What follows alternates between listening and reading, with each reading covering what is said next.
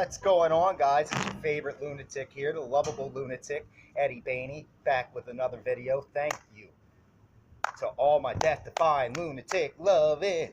At a holly, I said, at a holly. Channeling my inner Eddie Vedder right there, because, you know, that's my first name, and I love Pearl Jam. Welcome back to the Lovable Lunatic Lounge, where today we will be dissecting Philadelphia sports, mostly Eagles football, as training camp is right around the corner. But before we begin, don't forget to like, share, and subscribe to support the Lovable Lunatic Lounge and become a death-defying lunatic today. Now, and why? I'm making a video, by the way, outside of fine wine and good spirits. Why?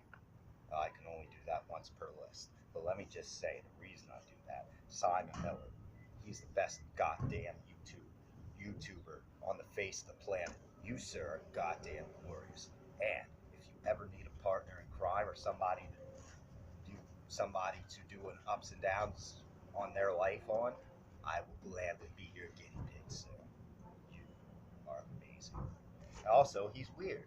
What weirdo doesn't like somebody out weirding them, but being awesome while doing it? With the facial expressions, with the hand motions, all this and that. I could be doing the Macarena right now. Nobody's going to bat an eye. He does it. Everybody's going to go apeshit because he's awesome. Go give the boys at What Culture Wrestling a follow, by the way, and check Simon Miller out. Even if you're not into pro wrestling, I guarantee you will find him fascinating. He's awesome. Now, speaking of fascinating, ladies and gentlemen, I'm not trying to finger your girlfriend there. God knows where that vagina's been. What I'm doing is signifying what we got left until the start of training camp. That's right, ladies and gentlemen. It's two weeks until training camp begins. I got my gear on.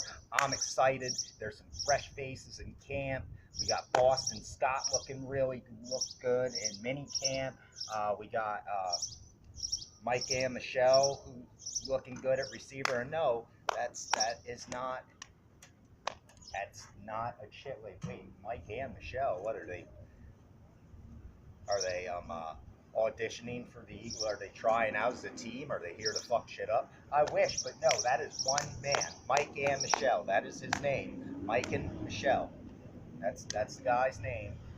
He's pretty damn good. He's looking good in camp. We got a lot of interesting position battles, ladies and gentlemen, because you know what we got that we've had the past few years that has made us so successful? Depth.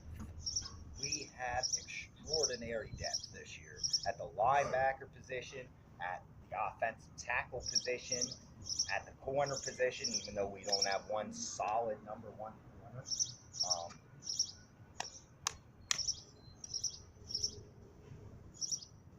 The one receiver, running back, the one position I wish we had a little more depth was defensive end, but I guess we'll see what we have come camp. There's going to be a lot of interesting roster moves. Some guys aren't going to make the cut. It's possible guys like Corey Clement, Josh Adams, Braxton Miller, my boy that I liked last year, that was hurt last year. Oh, God. Oh, my God. Can't think of his name now. And this is going to make me mad. But Shelton Gibson's another one. Oh, Mac Hollins. Thank you, Mac Hollins. Somebody messaged me. I don't know who. I'll get to you in a second. Who else we got? I already said Wendell Smallwood. A lot of y'all are asking for Sproles back, and I really don't know why, because how is he going to make the roster? Who is Sproles going to be ahead of? Is he going to be ahead of Miles Sanders? Certainly the fuck not. Is he going to be ahead of Corey? No, I don't think so. I don't even think at this point he'd be ahead of Smallwood or Josh Adams. So where do you fit Aaron Sproles on the rod? We have that now. We have that. Jordan Howard is very capable of catching the ball out of the backfield, as is Sanders. And we all know what Corey Clement and Wendell Smallwood can do with the ball in their hands. And even Adams. He's not much of a receiver, but, you know, I think we're going to end up keeping 4 backs just because of the depth. And because of the age factor, I hate to say this because I do like him. The odd man out is going to be Wendell Smallwood, in my opinion. I think our 4 running backs heading into 2019, 2020 will be two obvious. Jordan Howard, Miles Sanders. You can't cut Corey Clement. You can't cut Corey Clement. He is going to go somewhere else and kill it. Smallwood could too, and I hope he does. I could see him going to like a Cleveland and being a nice, compliment. Remember, they have a starting running back that is going to miss the first 8 games. So, with that being said, would he be a good fit for the Browns? I don't know. Certainly time will tell on that. I'm hearing a lot of ramblings about, oh, Nick Foles is gone, let him go, blah, blah, blah. Look, Nick Foles made Philadelphia history and did something no other quarterback ever did. And a lot of you Carson fans, I'm a fan of the Eagles. I love my Eagles. But I love what Nick Foles did. I've loved Nick Foles since he's entered the league. I jumped for joy when we drafted him.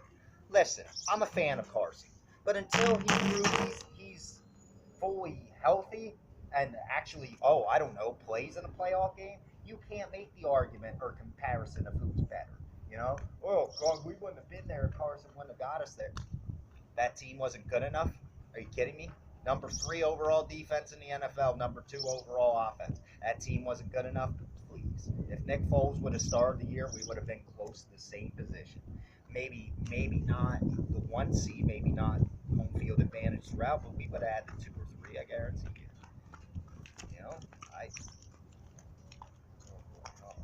I won't. Anyway, sorry, distracted. I don't know if I want to hear or if I want to hear. I gotta end this video. Do it for the content. Anyway, where was I at with that? Yeah, you can't make the comparison though. If Nick Foles would have played the full year, I guarantee he would have been almost as good. Look at that team. I'm not knocking Carson. So don't sit here and fucking at me after this video. Don't sit here and actually do.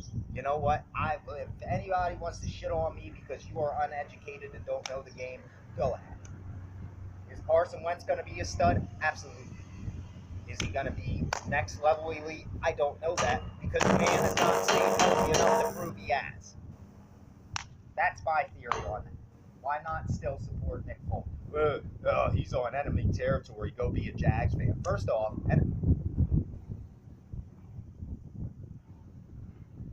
he plays in the fucking AFC in a conference that we don't, in a division, let alone a conference, we play once every fucking 4 years.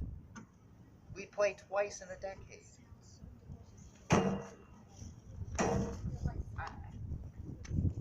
How is he the enemy? If he would have went to Dallas, oh, absolutely, he'd be public enemy number 1, which he would have never done that, I guarantee you, if that were an option. If he would have went to the Skins or Giants or, another conference ride, the Saints or something, the Rams, yeah, okay. But Jacksonville, he's an enemy? Do you realize how stupid some of you sound? Much stupider than you actually look, which, yeah, stop. This is why I don't get involved in a lot of the war room chats on Facebook and groups, because Negadelphia always got to be, never can't be, grateful for nothing. Oh, it was 2 years ago, don't live it. 2 years ago isn't that long ago, Jack, just so you know. I'm forever grateful for what the man did. I ain't gonna sit here and talk up and down about it like a fucking idiot Dallas fan hanging on to their rings from 30 years ago. That's not something I do, obviously. But at the same time, how can you not remember what the man did? We never won a Super Bowl, and he did the impossible for us. When our defense disappeared and was nowhere to be found, Nick Foles just kept coming up huge. Other than that, I'm going to keep walking now. Other than that, there's a lot of other position battles. Look for TJ Edwards to make the final roster. I don't think there's any scenario in which he does not make that final roster. I should keep my hat this way so I can keep the sun out of it. Also, where else was I going with this? There's going to be a lot of interesting moves overall after training camp, so just stay tuned. I think we are going to get another defensive end in there. And I damn well think Edwards will not only make the cut, he will be our starting weak side linebacker come opening day, or middle on. Well, no, we still got Bradham in the middle. He will be our weak side starting linebacker. Mark my words. I believe in TJ Edwards. I don't know what the reason was that he went undrafted, injuries or something. Even still, I see him being possibly a poor man's Jalen Smith.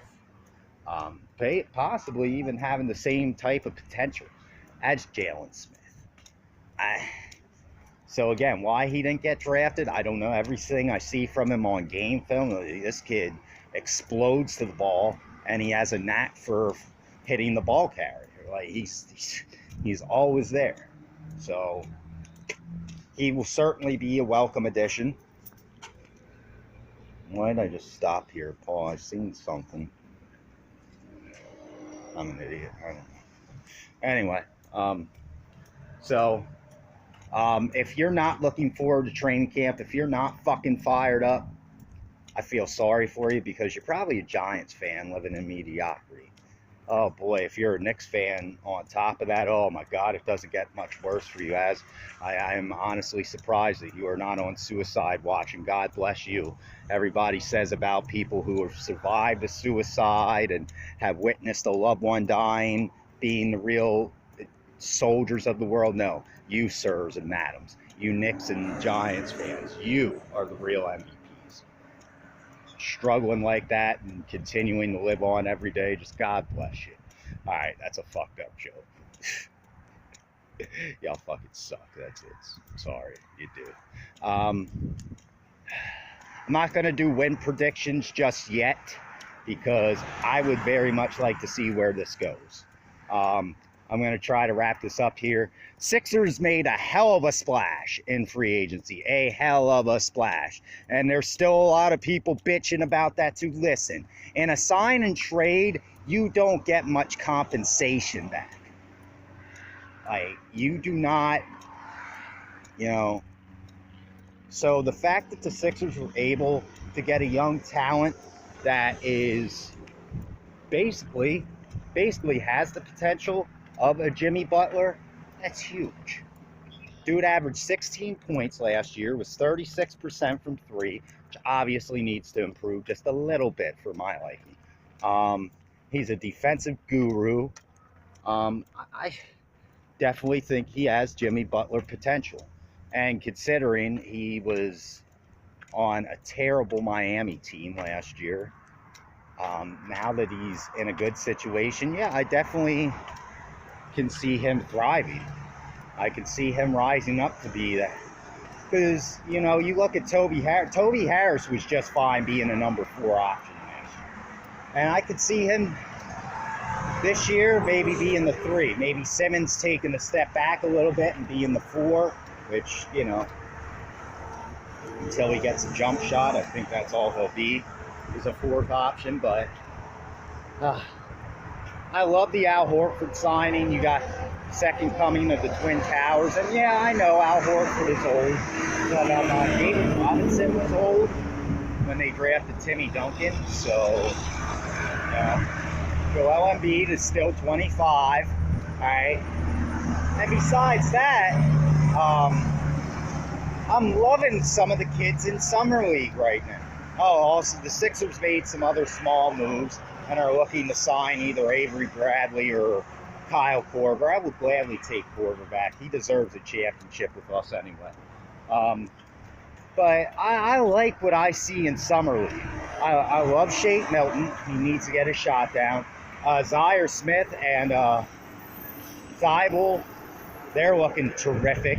The Kevin Durant clone, I can't say his name right. That that son of a bitch is going to be sneaky good. You watch. He definitely has sleeper potential written all over him. So I'm very excited about what the Sixers have done.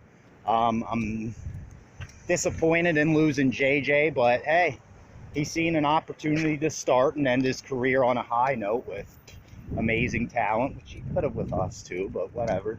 He wasn't going to start with us next year. He wanted to start, and that's fine. You know, I'm not sitting there knocking him for that. I mean, he's got to understand, okay, he's 34 years old. Yeah, good and fine, but the man still has game, as he's proven. So, you know, you want to start, hey, go elsewhere. If we win a title this coming year, don't sit there and regret, you know. Because I think New Orleans is, their time's coming. This year, I think it's going to be like the Cleveland Browns this past NFL season. Knocking on the door, turning heads, and then next year, 2020, 2021, will be the coming out party. So, but other than losing JJ, I really think that we had a nice offseason. And people are shitting all over 5-0, but the guy's proven he's not an incapable shooter. He's trying, he's working on it, and his defense is just impeccable. So, and that's what cost us the past 2 years, is the fact that we couldn't defend, we couldn't close, we couldn't defend. Now, our stretch, we have so many stretch 2s and stretch 3s, it's not even funny. And you can add Toby to that, and Toby will now go back to his natural position at the 3. You got a lineup that the smallest dude on the court is going to be 6'7", 6'6.5", sorry. That's yeah. I mean, you say speed kills, but yeah, length and athleticism. Length, strength, and athleticism. That's all. And last I checked, Simmons is pretty quick for a 6'10" guy. Joel can run the floor. Horford's good at what he does, dominating the paint defensively, and he can spot up and hit a 3. So, butterfly. So, there's that from the Sixers. I'm looking forward to some big things. I like what I'm seeing in Summer League thus far. The Phillies, listen, man, we could beat around the bush with it all we want. And if they don't get themselves out of this current funk they're in, well, I'm afraid it's over. We had high expectations this year. I said second in the division in wild card when the season initially started, even with Harper.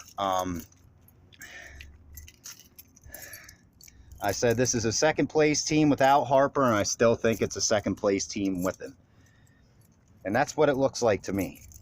It looks like a second place team. The pitching system, we knew this coming in. They had one reliable starter, one that could be reliable, others we were not sure about. Zach Eflin has been nothing short of brilliant, in my opinion. He's been solid. Arrieta, what a lost cause. I'm not going to be negative like most Negadelphians. It is what it is. What can we fucking do about it? Hopefully they make some moves. Hopefully them moves start coming as soon as today. Hopefully I'll get done with this video and see, holy shit, Phillies just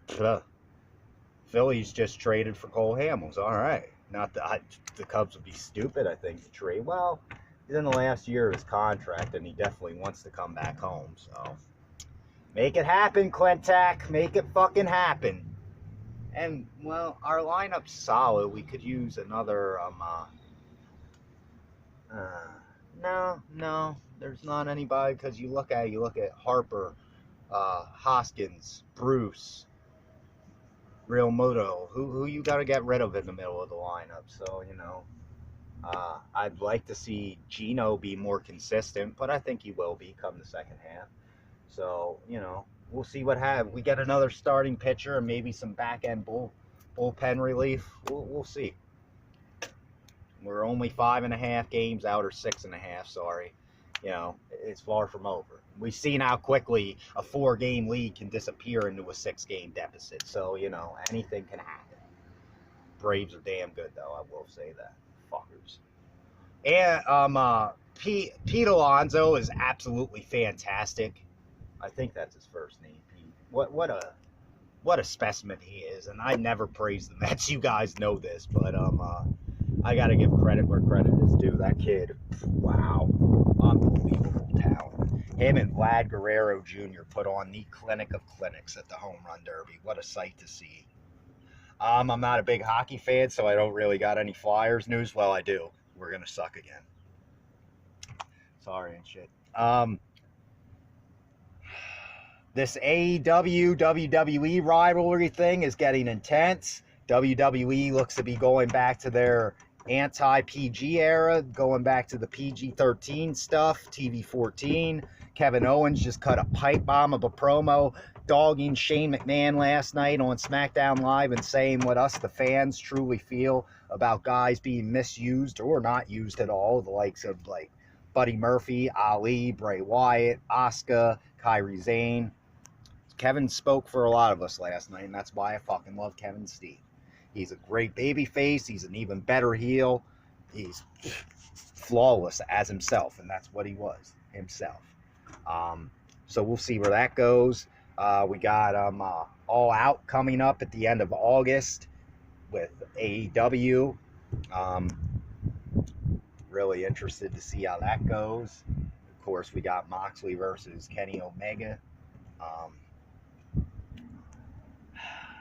I'll have a sprint car speed week video for those of you that do like sprint car or open wheel racing. Check out my YouTube channel so that way you can stay notified, because I do a lot of videos and I have 2 fresh ones coming up today. On behalf of Ian Double D Sports Fanatics, for all of us, well, it's just me, here at the Lovable Lunatic Lounge, I'm Eddie Bainey. Please don't forget to like, to spread the message of this good page, share to get your friends to possibly notice, and subscribe to stay notified for all my amazing content. You got a video idea? Leave it in the comments section below. If you think I should just stick to sports or sprint car racing, let me know. I'm kind of a hoe when it comes to these here YouTube upload subjects. I'm a YouTube upload subject whore. And goddamn it, I'm proud of it. I'm Eddie Bainey. Thank you, you beautiful, death-defying, lunatic-loving Ed. I'll see you next time.